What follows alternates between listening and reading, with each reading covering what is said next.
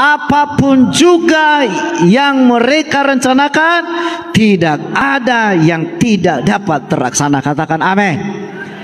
Kalau sudah ada kesatuan, apapun juga yang mereka rencanakan pasti terjadi. Katakan amin.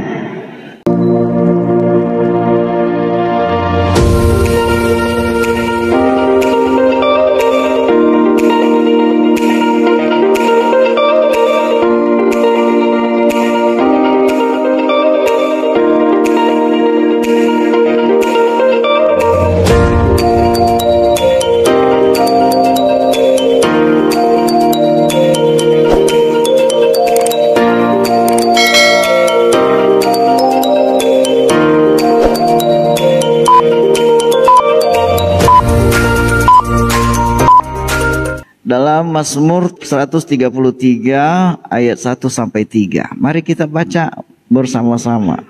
Mulai ayatnya yang pertama. 1, 2, 3. Ya. Sungguh alangkah baiknya dan indahnya apabila saudara-saudara diam bersama dengan rukun. Seperti minyak yang baik di atas kepala meleleh ke janggut. Yang meleleh ke janggut Harun dan ke leher jubahnya. Seperti embun gunung Hermon yang turun ke atas gunung-gunung Sion. Sebab kesanalah Tuhan memerintahkan berkat, kehidupan untuk selama-lamanya. Katakan amin. Nah, salah satu kunci untuk diberkati baik secara rohani maupun jasmani Bapak Ibu ada dalam ayat ini.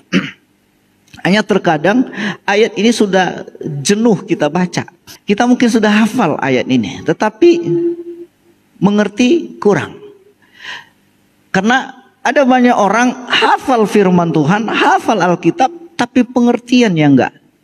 Itu sebabnya Alkitab berkata di dalam Kisah Rasul, orang-orang baca kitab suci tapi tidak mengerti. Di situ dikatakan bahwa pikiran mereka telah tumpul. Ya, pikiran mereka tidak menerima apa yang mereka baca, tidak mengerti. Dan tidak heran, banyak jemaat, banyak orang baca berlalu begitu saja, nggak ngerti apa-apa, pulang kosong. Nah, kita belajar bagaimana salah satu kunci supaya diberkati. Kalau perhatikan ayatnya ketiga, ini enak membacanya. Ayat 3, bagian terakhir. Sebab kesana, ayo sama-sama kita baca. 1, 2, 3, ya. Sebab kesanalah Tuhan memerintahkan berkat, kehidupan untuk selamat. Coba perhatikan kata-kata ini saudara. Kesana Tuhan memerintahkan berkat. Jadi berkat itu bukan dicari. Ngerti maksud saya? Jangan salah mengerti lagi. Nanti saudara berkata, oh berarti nggak perlu kerja Pak Pendeta. Enggak. Artinya tidak perlu dikejar. Tuhan sudah tentukan bagian kita. Kita kejar-kejar pun itu berkat, semakin lari dia. Ya. Itu sebabnya ada orang banting tulang cari duit, habis-habis juga. Habis rusak, habis ke rumah sakit, habis kemana-mana dan lain sebagainya. Sehingga tidak ada, firman Tuhan berkata, kamu menaruh uangmu di dalam pundi-pundi yang bocor. Ditampung memang, dicari tapi bocor. Dicari tapi bocor.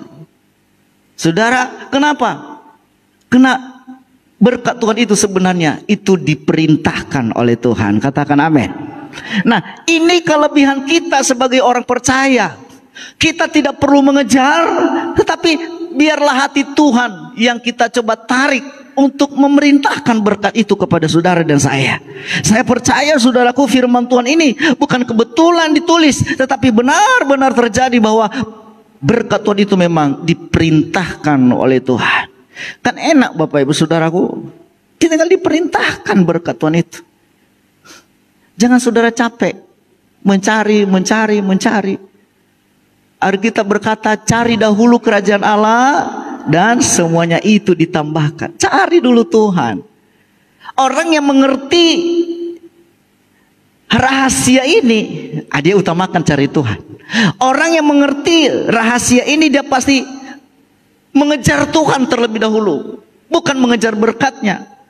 Mengejar Tuhan, mengutamakan Tuhan, memprioritaskan Tuhan terlebih dahulu dan bukan berkatnya. Katakan amin. Yang berikut, coba perhatikan. Sebab kesanalah Tuhan memerintahkan apa? Berkat kehidupan. Terus apalagi? Untuk selama. Kapan itu hidup selama-lamanya? Itu adalah hidup yang kekal. Di dunia diberkati, di sorga kita dapat hidup yang kekal. Amin. Saudara mau diberkati? Ini kerinduan saya, supaya Bapak Ibu semuanya diberkati. Tapi bagaimana caranya supaya ayat ini digenapi dalam kehidupan berjemaat? Yaitu kembali kepada temanya, unity. Coba kita lihat dulu ayat yang pertama. Sungguh alangkah baik dan indah. Dikatakan sungguh, kata sungguh dalam setiap ayat itu berarti benar-benar. Kalau saudara baca nanti dalam Alkitab ada kata sungguh, itu berarti betul-betul, sungguh-sungguh, yakinlah. Itu tidak main-main, benar-benar. Serius Tuhan ngomong seperti itu. Sungguh alangkah baiknya dan indah. Ada dua hal, baik dan indah. Sungguh benar-benar baik dan indah apabila saudara-saudara diam bersama dengan rukun. Rukun, saudara. Dimulai dari mana ini rukun? Dimulai dari rukun antara pribadinya dengan Tuhan. Harus rukun dulu dengan Tuhan. Ya kan? Sudah rukun semua dengan Tuhan, amin. Bagaimana kita rukun dengan Tuhan? Kita harus mencari kesenangannya Tuhan. Kita harus melakukan keinginannya Tuhan. Jangan selalu kita melawan perintah Tuhan. Kita cari, oh Tuhan mau seperti ini, kita lakukan. Tuhan tidak mau seperti ini, jangan dilakukan. Rukun dulu dengan Tuhan. Ya, yang kedua, rukun antara kita dengan diri kita sendiri. Ya, kebanyakan orang tidak rukun dengan dirinya. Dia nggak yakin dengan dirinya kalau hidupnya diberkati oleh Tuhan.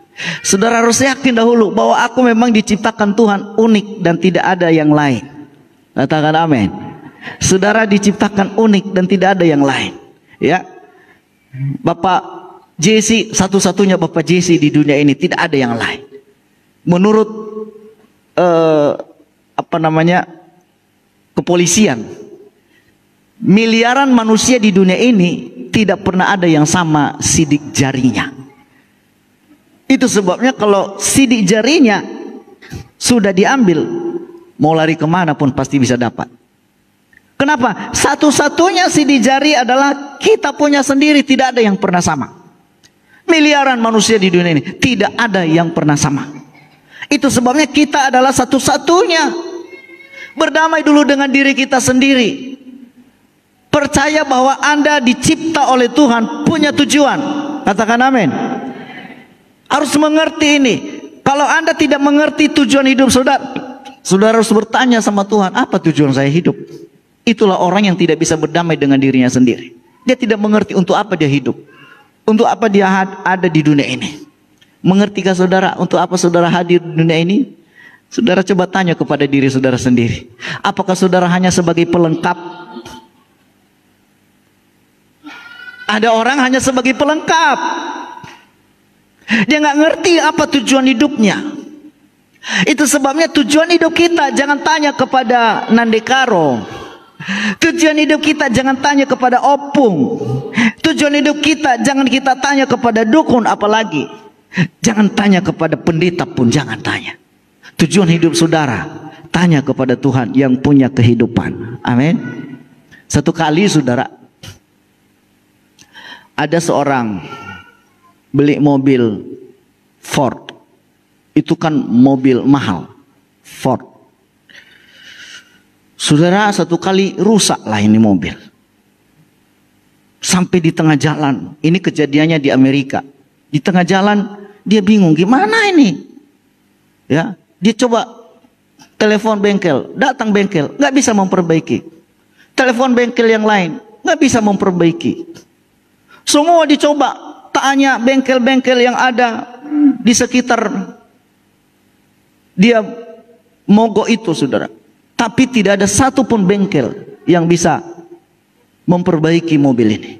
Satu kali ada pagi-pagi seorang naik sepeda, ya, dia naik sepeda dan dia lihat mobil ini rusak.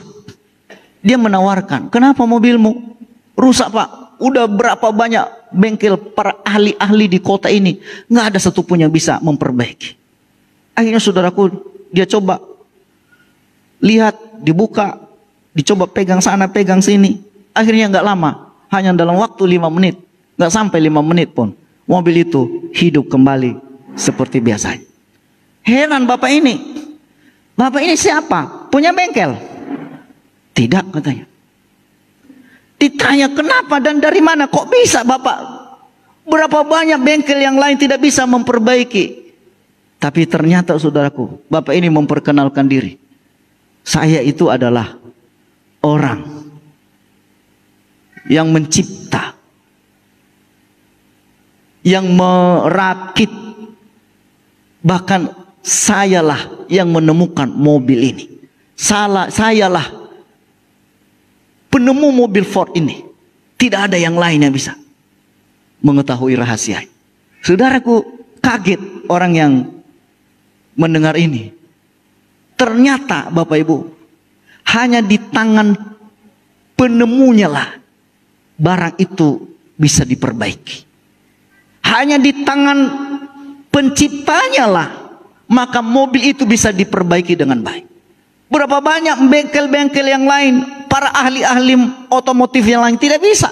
Tetapi si bapak yang punya mobil ini, dia tahu di mana kelemahannya. Demikian juga kita dengan Tuhan. Amin Bapak Ibu. Hanya satu yang tahu masalah hidupmu, yaitu Tuhan Sang Pencipta kita. Hidup kita itu ada di tangan Tuhan. Mau bagaimanapun keadaan kita, jangan tanya bagaimana supaya saya diberkati, bagaimana saya supaya bisa hidup, bagaimana supaya saya bisa sukses. Saudara cari capek-capek mencari tahu informasi di dunia ini kepada siapapun tidak ketemu. Tetapi kalau Anda mencari tujuan hidup saudara, tanya kepada yang punya kehidupan. Katakan amin. Siapa punya kehidupan kita Bapak Ibu? Itu adalah Tuhan Yesus, Yahweh. Ya, Dia adalah penemu dan Dia adalah menjadi pemilik kehidupan kita. Itu sebabnya berdamai dengan diri sendiri. Cari tujuan hidup. Baru yang ketiga, ya, rukun dengan keluarga. Rukun dengan apa Bapak Ibu? Coba perhatikan dalam ayat ini. Seperti minyak yang baik, ayat 2. Dari atas kepala meleleh ke janggut, yang meleleh ke janggut Harun dan ke leher jubahnya. Ini berbicara mengenai pengurapan imam. Ya, Harun itu adalah imam. Dia diurapi mulai dari kepala meleleh minyak. Minyak itu ya meleleh mulai dari kepala ke janggut, ke leher jubahnya turun. Itu apa artinya? Berkat Tuhan itu mulai dari atas. Katakan amin. Bukan dari bawah. Selama ini kita mencari recehan-recehan yang ada di bawah. Iya ada uang, iya ada berkat. Iya, tergiur kita dengan hal-hal itu. Padahal Tuhan bilang seperti minyak yang di kepala Harun meleleh ke janggut dan ke leher jubahnya. Ini adalah gambaran tubuh. Ada kepala, ada leher, baru ada tubuh. Dalam keluarga ada kepala. Siapa kepala dalam rumah tangga? Suami. Ada leher. Siapa itu leher? Istri. Baru anak-anak. Jangan dibalik. Istri yang memerintah. Kalau dibalik, kepala di bawah, kira-kira mau jadi apalah itu tubuhnya. Ya. Kira-kira kalau istri yang memerintah, istri yang mengatur, Kira-kira itu rumah tangga jadi apa Bapak Ibu? Ya, saya coba melihat di dalam 1 Timotius. Ini untuk ibu-ibu. Kita nggak bisa lepas itu dari firman Tuhan. 1 Timotius pasal yang kedua. Kita akan baca ayat yang ke-11. Ya, kita baca. Sama-sama. Ini ibu-ibu bacalah dulu. Bapak, ibu-ibu baca. 1, 2, 3. Ya.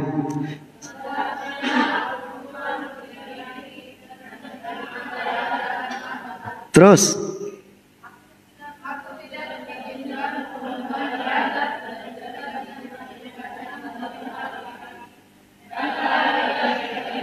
Ayat 13.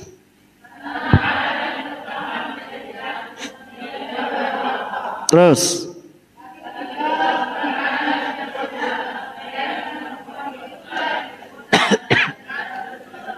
Terus.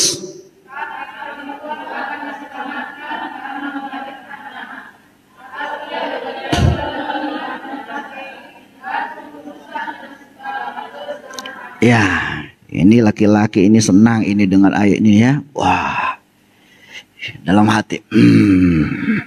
Sabar dulu ibu-ibu ya. Nanti kita ada ayatnya juga buat bapak-bapak.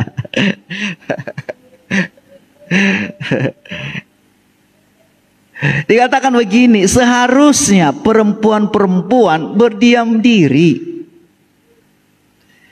Coba yang banyak ngomong perempuan atau bapak-bapak? Bukan aku yang bilang ya. Yang banyak ngoceh perempuan atau bapak-bapak? Perempuan. Besar kali suara di belakang. Sekaligus proklamasi. Itu ya Bu. Ya, jadi begini. Perempuan itu memang dilahirkan memang cerewet. Itu sebabnya mereka itu adalah makhluk halus tapi bukan hantu ya. Makhluk halus perasaannya. Ya, itu memang dicipta itu peneliti menemukan bahwa perempuan itu harus mengeluarkan kata berapa ribu kata dalam satu hari. Itu sebabnya Paulus berkata, mewanti-wanti seharusnya, seyogianya perempuan itu diam diri saja. Ini berbicara mengenai, kalau saudara lihat nanti, lihat dalam perikopnya dulu, lihat perikopnya. Ya, apa judul perikopnya? Yang bawa Alkitab ada ya? Apa perikopnya? Mengenai sikap orang laki-laki dan perempuan dalam ibadah. Cuma itu artinya saudaraku, sikap laki-laki dan perempuan di depan umum. Ya. Dikatakan di sini seharusnya perempuan berdiam diri saja dan menerima ajaran dengan patuh. Ayat 12 dikatakan, aku tidak mengizinkan perempuan mengajar. Mungkin saudara berkata, kalau gitu guru dong, nggak bisa dong. Pendeta nggak bisa dong perempuan kalau begitu. Perhatikan, belum selesai. Perhatikan, aku tidak mengizinkan perempuan mengajar dan bukan langsung titik. Dan juga tidak mengizinkan memerintah siapa?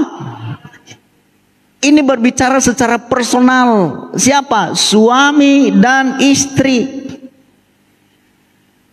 Bukan berarti nggak boleh mengajar di depan umum seperti pendeta. Tidak. Kebanyakan justru pendeta-pendeta dari perempuan lebih sukses, lebih berhasil hidupnya. Kan begitu. Nah, dikatakan tidak mengizinkan memerintah mengajar laki-laki. Artinya dalam terjemahan yang lain dikatakan lakinya. Ngerti maksudnya? Lakinya artinya suaminya. Makanya saudara, banyak ibu-ibu karena terlalu pandai, dia ngajarin bapak-bapak. Bukan salah, tapi lebih banyak berdiam. Katakan amin. Aduh om, aku baru bawa pula suamiku ini om, langsung kena pula sama aku. Nggak apa-apa, karena ini adalah firman Tuhan. Ya, ibu-ibu itu diam saja. Ya, nggak boleh memerintah laki-laki, nggak boleh memerintah. Hendaknya dia berdiam saja. Nggak boleh ngajarin gitu loh. Jadi kalau bagaimana kalau dia salah om? Bagaimana kalau dia hidup dalam dosa? Apakah saya nggak bisa menegur dia? Boleh. Dikatakan nanti di rumah. Nanti diskusi di kamar. Katakan amin. Siapa di sini sering diskusi di kamar? Oh ya, puji Tuhan. Disitulah harus diskusi. Jangan diskusi di depan umum. Itu bukan diskusi, itu pengumuman. Ada orang negur suaminya di depan umum. Bapak nggak boleh begini. Iya. Saya kalau melihat ada ibu-ibu seperti itu, aduh, mempermalukan suaminya di depan umum. Itu sebabnya tidak heran sekalipun ibu-ibu rajin ke gereja, tapi kalau sifatnya seperti itu, yakinlah suaminya nggak datang-datang ke gereja. Yakinlah. Kenapa dia lihat, mau ke gereja. Kau aja kayak trompet tiap hari. Pepepe. Jadi saudaraku, mulai dari bersatu dulu di rumah. Suami dan istri rukun di dalam rumah. Katakan amin. Dari sini dimulai rukun. Ya, rukun di rumah. Ya, jangan memerintah laki-laki. Lalu disambung lagi tadi katanya, ya, ayat 13, ya. Karena Adam yang pertama dijadikan, kemudian baru Hawa. Ini beralasan sih, ya. Terus lagi pula bukan Adam yang tergoda, melainkan perempuan itulah yang tergoda dan jatuh ke dalam dosa. Wah, ini bapak-bapak ini, oh ya, haleluya, puji Tuhan. Lagi om. Tunggu, ada waktunya. Ya. Kenapa Bapak Ibu? Karena percuma kita ngomong unity kalau nggak dimulai dari rumah. Unity yang paling baik itu adalah dimulai dari rumah. Kalau di rumah sudah ada unity, maka di tempat kerja pun pasti ada unity. Di gereja pasti ada unity. Di bangsa ini pun pasti ada unity. Amin saudara. Nah itu makanya dimulai dari rumah. Tujuannya apa? Supaya Tuhan perintahkan berkat kehidupan selama-lamanya dalam keluarga kita. Ya. Kalau ada kerukunan di rumah, yakinlah, ya. Yakin bahwa berkat Tuhan perintahkan kepada saudara. Katakan amin. Ya. Tuhan perintahkan. Jadi bersatu. Lalu dikatakan apa lagi? Masih kembali ke dalam Mazmur tadi ayat 100, pasal 133 ayat 3. Seperti embun yang turun dari gunung Hermon ke gunung-gunung Sion. Ini diumpamakan yang kedua embun. Yang pertama tadi minyak. Yang kedua itu kerukunan itu dilambangkan dengan embun. Embun itu apa sih Bapak Ibu? Embun itu meleleh dari atas. Selalu saya dimulai dari atas. Air mengalir dari atas ke bawah. Itu sebabnya berkat Tuhan itu mulai dari kepala. Bapak-bapak, jangan harap anak-anakmu sukses. Jangan harap istrimu akan menjadi tunduk taat kepadamu kalau tidak dimulai dari kepala. Kepala itu harus benar-benar berada pada posisinya sebagai kepala rumah tangga. Jangan saudara ajari anak saudara, jangan merokok. Iya po. Nah, ini beli dulu rokok bapak. Itu namanya ngajarin anaknya jangan merokok, tetapi dia sendiri merokok. Di sini bapak-bapak sudah bebas dari rokok bukan? Amin. Sunyi ya, malam kudus. Amin. Atau masih ada yang merokok? Ajarin anak, jangan merokok ya dek, jangan merokok ya anakku. Nah ini, pergi beli dulu rokok bapak. Aduh, dibilang anak itu, bapak menyuruh jangan merokok, tapi bapak sendiri merokok. Ya kan? Dimulai dari kepala.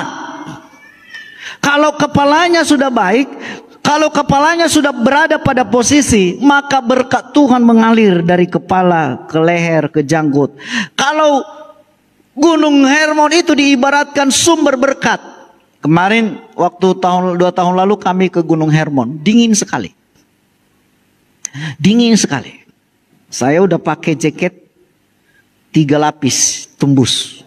Udah pakai penutup muka juga, kaos tangan, sepatu bot, semuanya tembus. Ya, dingin sekali. Semua itu di atas Gunung Hermon itu es. Ya. Es. Untuk naik ke atas gunung itu nggak bisa ditempuh dengan jalan kaki.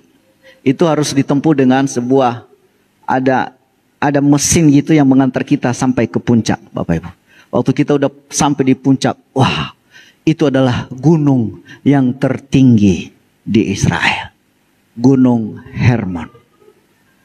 Dari atas Gunung Hermon itu kita bisa melihat semua laut mati, ya, laut Laut Merah. Kita bisa melihat gunung-gunung yang lain dari atas Gunung Hermon. Tinggi sekali.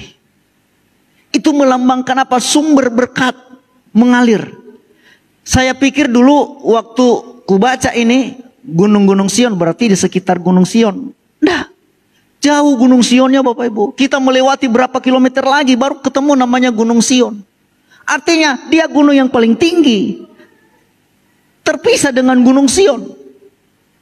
Katakanlah seperti Gunung Sinabung. Katakan seperti itu.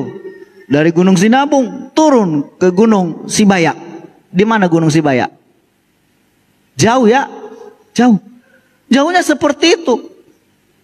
Saya berpikir dulu dari Gunung Hermon turun ke Gunung Sion. Berarti di sekitar itulah ada Gunung Sion. Tidak. Gunung Sion itu ternyata jauh dari Gunung Hermon. Tetapi artinya apa? Dari atas mengalir ke bawah itu berkat Tuhan. Katakan amin. Jangan heran. Anak-anakku kok nggak bisa diatur. Anak-anakku kok begini, begitu dan lain sebagainya. Kembali kepada sumbernya. Si kepalanya. Apakah takut akan Tuhan atau tidak? Bapaknya. Ya. Kalau ada unity dalam rumah, bapak berada pada posisi sebagai bapak. Berapa hari yang lalu saya sampaikan, bapak itu adalah, laki-laki itu ada 3 jabatannya. Apa masih ingat? Imam, Nabi, dan Raja. Itu jabatan bapak-bapak di rumah. Berdiri dan beradalah pada posisi seperti itu. Anda bertanggung jawab penuh kepada keluarga saudara. Anda yang akan memimpin doa dalam rumah tangga saudara. Jangan suruh ibu, mama lah. Suatu kali ada seorang bapak disuruh berdoa sama istrinya. Pas pula kebetulan ada ibadah di rumah. Ya kan? Dan biasanya doa terakhir itu doa makan disuruh tuan rumah yang berdoa. Jadi kode-kodean dia sama istrinya. Mama berdoa.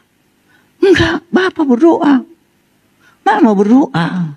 Jadi saling lihat-lihatlah semua orang yang ada di situ kan. Mama berdoa, papa berdoa, mama berdoa, papa berdoa. Begitu terus. Akhirnya saudaraku dengan terpaksa lah. Dia mulailah berdoa. Dia bilang begini. Oke lah kalau begitu, mari kita berdoa. Dia bilang begini. Bapa kami yang di sorga. Lama Bapak Ibu. Kemudian orang udah mulai buka mata loh. Kok cuma Bapak kami di sorga? Mulai buka mata. Lalu dia bilang, tuh kan udah aku bilang gak tahu berdoa. Bapak-bapak, belajarlah berdoa. Pimpin keluarga saudara di rumah. Katakan amin. Amin bapak-bapak. Kenapa ibu-ibu? Kalau bapak-bapak sudah berada pada posisi, ibu-ibu dan anak-anak juga pasti nurut contohnya. Nurut kepalanya. Yang kedua, kepala itu bapak. Yang ini tadi apa? Ibu. Nah makanya seringkali ibu-ibu punya alasan kan. Ya memang kamu kepala. Tapi aku yang mengatur. Ya kan? Makanya ada istilah Uang bapak-bapak adalah uang ibu-ibu. Uang ibu-ibu adalah uang ibu-ibu. Iya kan? Siapa mengelola keuangan di rumah? Bapak-bapak atau ibu-ibu? Ibu-ibu. Makanya ada istilah uang bapak-bapak, uang ibu-ibu. Uang ibu-ibu, ibu-ibu. Bertobat. Saudara, itu namanya egois. Bukan begitu, artinya begini. Keuangan itu harus satu Bapak Ibu dalam pengelolaan. Dalam arti tahu sama tahu. Jangan pernah belanjakan uang tanpa seizin suami. Ibu itu diibaratkan apa sebagai apa? Bendahara. Pegang. Pernah nggak saudara melihat manajer? Dia lihat bendaharanya keluarkan uang sesuka hatinya? Nggak ada. Pasti dipecat sama manajernya. Ya, untung-untung dalam rumah ketika ibu-ibu tanpa pemberitahuan sama suami, lama-lama nanti ibu-ibu dipecat sama suami. Mau dipecat sama suami? Jangan. Itu sebabnya perlu ada namanya tahu sama tahu. Konfirmasi. Saling terbuka itu loh. Lapor ketua, ya kan? Lapor ketua. Mau beli bawang. Ya, beli. Lapor ketua, beli cabai. Apakah harus semendetail itu kita harus lapor? Kalau memang diminta harus seperti itu, lakukan saja. Tapi kan nggak mungkin bapak-bapak, mana harga cabenya, mana harga bawang, kan nggak mungkin. Artinya kita melakukan saja, yang penting ada informasi, konfirmasi, dan apa lagi satu lagi? Lapor, harus ada itu. Jangan suka-sukanya. Ada kan ibu-ibu yang kerja. Bagaimana dengan ibu-ibu yang sudah kerja? Berapa minggu yang lalu saya sampaikan, yang mencari uang itu bukan ibu-ibu, tapi yang mencari uang itu siapa? Tanggung jawab bapak-bapak. Ibu hanya membantu boleh, tapi bukan menjadi tulang punggung dari keluarga. Jangan dibalik dong. Kasihan ibu-ibu. Ibu itu hanya penolong. Tahu penolong? Sudah ada, tinggal menolong aja. Kerja satu-satunya siapa? Tanggung jawab suami. Kalau semua ada kerukunan dalam rumah, kalau ada kerukunan dalam rumah tangga, saya percaya maka Tuhan akan memerintahkan berkat. Coba dalam Kejadian 11, luar biasa ini kalau ada kesatuan. Kejadian 11 ayat 6. Ada hal yang besar terjadi ketika kita bersatu. Kita baca dulu ayat ayat 6. 1, 2, 3. Ya. Dan ia berfirman, mereka ini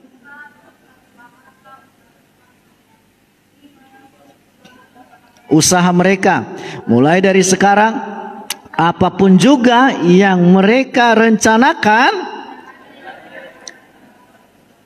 mulai dari apapun, 1, 2, 3, ya. Apapun juga yang mereka rencanakan. Bisa lebih besar lagi, 1, 2, 3, ya. Apapun juga yang mereka rencanakan, tidak ada yang tidak dapat terlaksana. Katakan amin. Kalau sudah ada kesatuan, apapun juga yang mereka rencanakan pasti terjadi. Katakan amin. Tidak ada yang sukar. Hanya masalahnya iblis berusaha untuk mencerai-beraikan keluarga. Itu dimulai dari Taman Eden. Dari Taman Eden, Adam dan Hawa diusahakan berlaga. Di laganya antara Adam dan Hawa dan ular. Itu kerjaan iblis. Begitu berlaga mereka antara Adam dan Hawa dan ular, saling menuduh, dia yang salah, dia yang salah, dia yang salah. Cobalah itu, dalam Alkitab dikatakan dia yang salah. Perempuan yang kau tempatkan di sisiku itu, dia yang memberikan aku makan buah. Itu kata Adam. Lalu kata Hawa apa? Ular. Saling menuduh. Makanya saudaraku, dalam rumah jangan ada saling mempersalahkan. Itu taktik dari iblis merusak keluarga kita. Apakah nggak ada salahnya? Nggak ada kesalahannya Hawa? Ada. Apa nggak ada kesalahan ular? Iya ada. Tapi jangan sampai kita melontarkan kesalahan saja kepada. Lalu kalau Tuhan bilang, ya, tanya umpamanya kepada ular. Ular, kenapa lagi kau ular? Untungnya ular nggak ngomong. Dia sadar, dia salah. Artinya begini, ular justru bijak. Dia nggak melemparkan kesalahan sama siapa lagi dia melemparkan kesalahan. Dia nggak bilang, oh si kayu, si pohon, nggak ada. Dia diam aja. Itu sebabnya jangan-jangan seringkali saudaraku dalam mengikut Tuhan, iblis ada benarnya. Benarnya di mana? Dia nggak mau. Bukan kita mau muji iblisnya. Artinya dalam posisi seperti itu, iblis nggak mau melempar kesalahan. Justru manusia, Adam dan Hawa melempar kesalahan. Dia sih yang salah, dia. Coba, seringkali kita kan kalau ada kesalahan, kita seringkali melempar kesalahan. Oh, gara-gara suami, gara-gara istri, gara-gara anak, gara-gara si Ano, gara-gara tetangga, gara-gara Presiden Jokowi, gara-gara wali kota. Semua gara-gara orang lain. Hanya kita sendiri yang tidak punya gara-gara. Coba, ini fakta loh Bapak. Oh dia yang salah. Coba seperti ular ini. Dia diam aja. Dia sadar dia salah. Memang nanti dia dikutuk. Ya. Dikatakan sini mereka itu satu bangsa dengan satu bahasa. Untuk semuanya ini baru permulaan usaha mereka. Mulai dari sekarang apapun juga yang mereka rencanakan, tidak ada yang tidak dapat terlaksana kalau mereka unity. Katakan amin. Dimulai dari rumah. Dimulai dari mana? Rumah. Mulai dari doa pagi, baca Alkitab. Masih adanya praktek saat teduh setiap hari? Atau sudah, karena sudah berhenti M3 maka berhenti juga saat teduh kita? Masih ada Bapak Ibu? Amin. Harap lanjutkan terus sampai Tuhan Yesus datang. Gak ada berhentinya itu. Karena itu bukan sebuah program tahunan. Itu adalah gaya hidup setiap hari. Ya, lanjutkan terus. Mulai dari rumah. Sering saya bilang, kadang-kadang dulu anak-anak saya kalau ada satu orang saja yang gak ikut doa, maka dipastikan dia nanti penyebab masalah. Benar. Apakah dia nanti yang ngomel, dia mau mulai pertengkaran, apakah dia nanti mau mulai, ya pokoknya banyaklah yang terjadi. Kalau dia gak ikut berdoa. Kenapa? Ketika kita berdoa, unity di dalam doa, unity di dalam hadirat Tuhan. Kita satu di hadirat Tuhan. Jangan berdoa masing-masing. Bapak berdoa di ruang tamu, istrinya berdoa di dalam kamar, anak-anak berdoa di dapur. Iya kan? Jangan. Unity. Bersatu. Kenapa? Karena firman Tuhan bilang, apa yang mereka doakan akan dikabulkan oleh Bapa. Di mana ayatnya? Matius pasal 18 ayat 18. Gampang mengingatnya. Ya, Matius 18 ayat 18. Ya, coba. Aku berkata kepadamu. Ya. 18, 19. Ayo, 1, 2, 3 ya. Aku berkata kepadamu, sesungguhnya apa yang kamu ikat di dunia ini dan apa yang kamu lepas di dunia ini. Ayat 19. Dan lagi aku berkata kepadamu, jika dua orang daripadamu di dunia ini sepakat meminta apapun juga. Ya, ini dia. Tuhan hadir di tengah-tengah doa kita. Tuhan hadir dalam doa, setiap doa rumah tangga. Itu sebabnya unity di dalam rumah. Amin saudara. Ya, jangan sampai masing-masing berdoa. Ya, jangan sampai seperti itu. Coba kita lihat lagi, satu ayat lagi dalam Kisah Rasul pasal 10. Ya. Maaf. Yosua maksud saya, Yosua 24. Ya. Ini komitmen kita di tahun ini, ya. Yosua 24. Kenapa seisi rumah penting? Yosua 24 ayat yang ke-18, 15.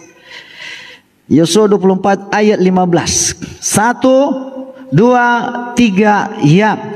Tetapi jika kamu anggap tidak baik untuk beribadah kepada Tuhan, pilihlah pada hari ini kepada siapa kamu akan beribadah. Allah yang kepadanya nenek moyangmu beribadah di seberang sungai Efrat, atau Allah orang Amori yang negerinya kamu diami ini. Tetapi aku dan seisi rumahku, apa katanya? Kami akan beribadah kepada Tuhan.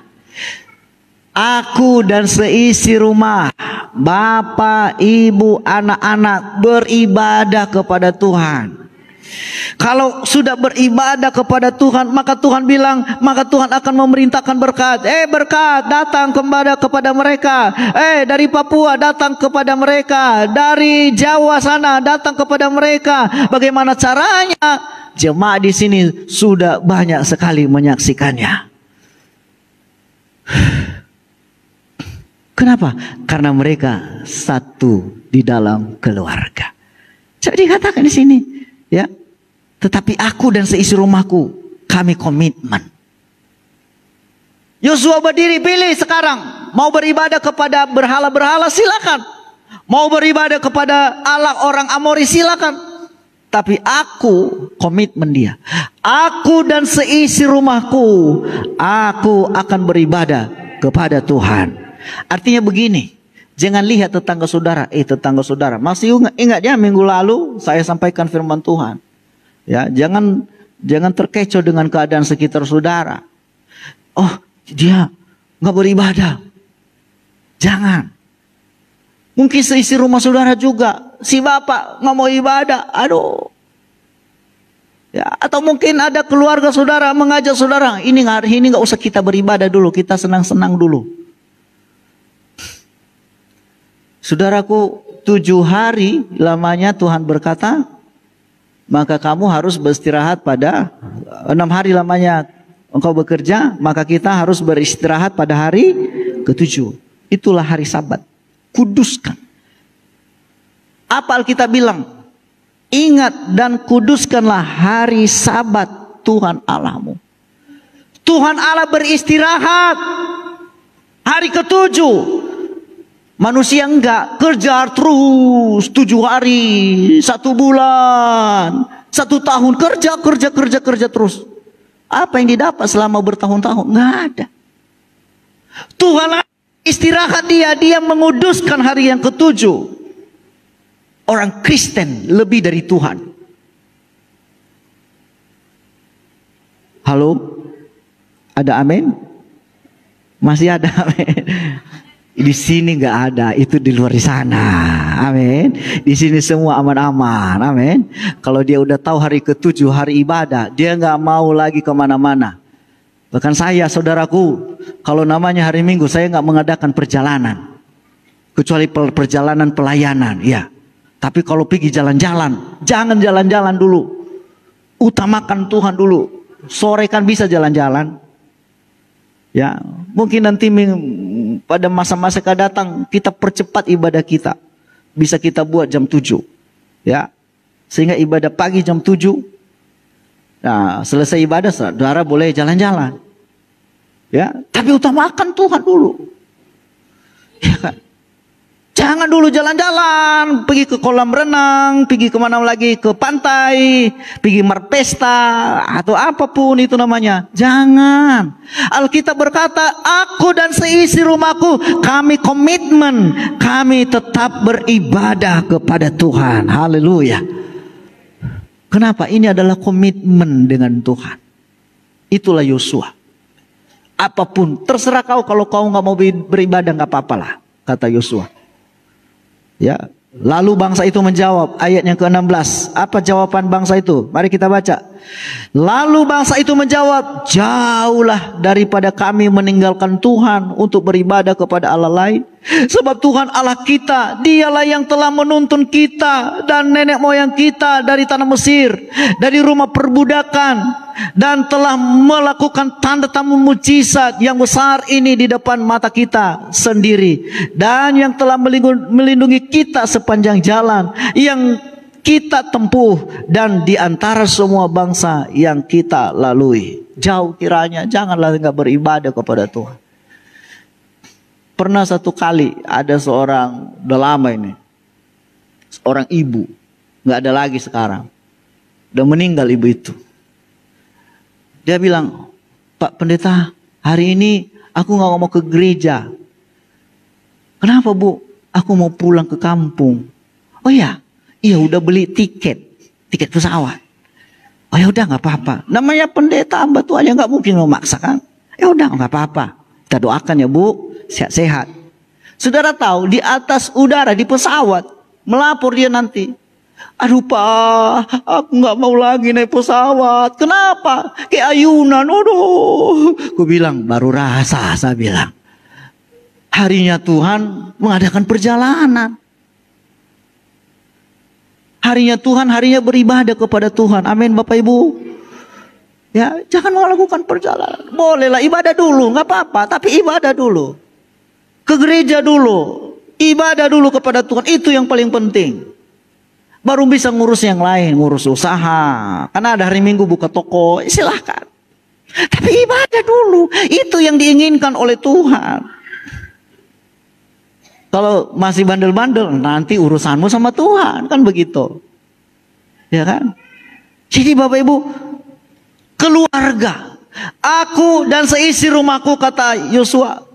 Komitmen dia, satu unity mereka, ya, satu kesatuan, bahwa dia dan seisi rumahnya tetap beribadah kepada Tuhan. Haleluya. Ayat terakhir Bapak Ibu, saya coba baca di dalam Kisah Rasul. Ini ada lagi, seisi rumahnya juga, ya, unity dalam rumah. Kisah Rasul pasal 10, ini ayat terakhir, ayatnya yang kedua. Kisah Rasul 10 ayat yang kedua. Mari kita baca. Ini ada seorang yang namanya Cornelius. Cornelius itu adalah seorang perwira. Dan dia komitmen juga untuk keluarganya bersatu. Mari kita baca. 1, 2, 3. Ya. Ia saleh, ia serta seisi rumahnya takut akan Allah. Dan ia memberi banyak sedekah kepada umat Yahudi dan senantiasa berdoa kepada Allah. Terus ayat 3. Dalam suatu penglihatan, kira-kira jam 3 petang, jelas tampak kepadanya seorang malaikat Allah masuk ke rumahnya dan berkata kepadanya. Apa katanya? Cornelius. Ia menatap malaikat itu dan dengan takut ia berkata, "Ada apa Tuhan?" Jawab malaikat itu, apa katanya? Semua doamu dan sedekahmu telah naik ke hadirat Allah dan Allah mengingat engkau. Wow, luar biasa. Kenapa? Seisi rumahnya takut akan Tuhan, beribadah kepada Tuhan, berseru kepada Tuhan. Maka Tuhan bilang, datang malaikat. Bayangkan malaikat Tuhan datang bertamu kepada orang yang komitmen bersatu dalam rumah tangga, saudaraku ya. Kalau suami istri bersatu beribadah, bersatu dalam berdoa, bersatu dalam baca Alkitab, ya saya percaya malaikat Tuhan datang kepada kau saudara dan dia berkata seperti kepada Cornelius, semua doamu, semua permohonanmu sudah naik. Lalu dia bilang apa? Allah mengingat engkau. Jadi kalau kita sudah unity di dalam rumah, semua doa-doa yang kita naikkan didengar, dan bukan hanya didengar, tapi diingat lagi oleh Tuhan. Mungkin saudara pernah dilupakan orang? Allah, Anda berbuat baik kepada mereka, tetapi saudara dilupakan seperti Yusuf. Walaupun manusia melupakan saudara, tapi Tuhan tetap mengingat saudara. Katakan amin. Ya, jadi saudaraku, unity lah dalam rumah tangga saudara. Maka Tuhan memerintahkan berkat. Bukan hanya berkat selama-lamanya, tetapi berkat di dunia ini juga saudara pasti akan terima. Tuhan memberkati.